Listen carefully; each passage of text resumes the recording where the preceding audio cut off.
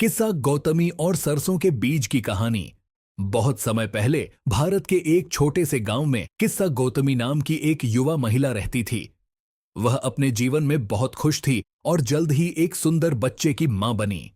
उसके जीवन में सुख और संतोष भरा हुआ था क्योंकि वह अपने बेटे को बढ़ते हुए देख रही थी। लेकिन एक दिन दुखद घटना घटी।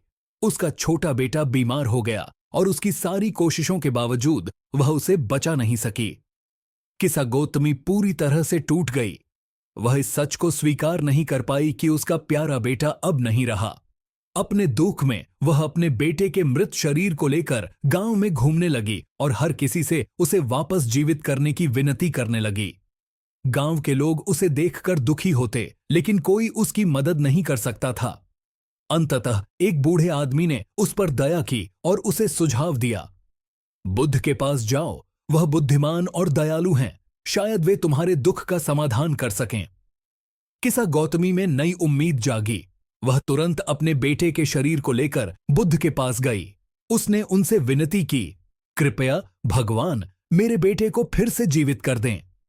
बुद्ध ने उसे बड़े करुणा भरे दिल से देखा और कहा, किस्सा गौतमी, मैं तुम्हारी मदद कर सकता हूं, लेकिन पहले तुम्हें एक सरसों का बीज लाना होगा और वह बीज उस घर से होना चाहिए जहां कभी किसी की मृत्यु नहीं हुई हो। किस्सा गौतमी बहुत खुश हो गई। उसे विश्वास हो गया कि यह सरल कार्य उसके बेटे को वापस जीवित कर देगा। वह तुरंत सरसों का बीज ढूंढने निकल पड़ी। वह एक एक घर जाकर पूछने लगी, क्या इस घर में कभी किसी की मृत्यु नहीं हुई है? लेकिन जिस भी घर में वह गई, हर जगह उसे किसी न किसी की मृत्यु के बारे में सुनने को मिला। कहीं माता पिता की, कहीं बच्चों की, तो कहीं पति या पत्नी की मृत्यु हुई थी। हर जगह उसे दुख और क्षति की कहानियां सुनने को मिलीं। दिन बीतने के साथ किस्सा गौतमी को बुद्ध का संदेश समझ में आने लगा। उसने महसूस किया कि मृत्यु जीवन का हिस्सा है और उसका दुख अनोखा नहीं है। हर परिवार ने किसी न किसी प्रियजन को खोया था। इस नए समझ के साथ किस्सा गौतमी बुद्ध के पास वापस आई। अब वह अपने बेटे का शरीर नहीं लाई थी क्योंकि उसने उसे दफना दिया था।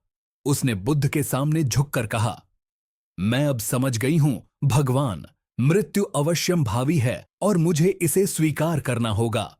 बुद्ध ने मृदु स्वर में उत्तर दिया, किस्सा गौतमी, जो ज्ञान तुमने प्राप्त किया है वह किसी भी सरसों के बीज से बड़ा है। जीवन की अस्थिरता एक सत्य है जिसे सभी को स्वीकार करना चाहिए। इसे स्वीकार करके तुमने आंतरिक शांति की ओर पहला कदम बढ़ा लिया है। उस दिन से किस्सा गौतमी बुद्ध की समर्पित अनुयायी बन गई। उसने उनके उपदेशों में शांति पाई और अंततः आत्मज्ञान प्राप्त किया। उसने अपने सभी मोहों को त्याग दिया और सभी चीजों की अस्थिर प्रकृति को अपनाया।